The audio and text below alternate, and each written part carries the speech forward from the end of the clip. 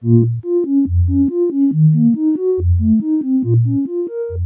vlastne o obyčajnú valcovú, často sklenenú alebo kovovú nádobu s piestom, na ktorom je umiestnený filter a vrchnák.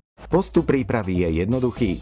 Necháme zovrieť vodu. Ak chceme dosiahnuť čo najlepšiu chuť kávy, používame pokiaľ možno čo najmäkšiu vodu.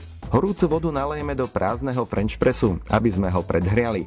Počkáme niekoľko sekúnd a vodu vylejeme. Do predhriatého French pressu vložíme kávu. Káva by mala byť stredne až hrubšie mletá. Čím jemnejšie je káva mletá, tým viac vystupuje jej horká chuť. Kávu zalejeme požadovaným množstvom horúcej vody a prikryjeme vrchnákom, pričom piesť s filtrom necháme v hornej polohe. Asi po minúte odkryjeme vrchnák, kávu premiešame lyžičkou a znova prikryjeme, aby sme zachovali arómu. Počkáme ďalšie 3 minúty a pomalým pohybom zatlačíme piesť smerom dolu až na maximum. Tým oddelíme hotový nápoj od mletej kávy. French press je výborný spôsob prípravy odrodových káv. Aj mnohí pražiari skúšajú jej chuť práve takýmto spôsobom.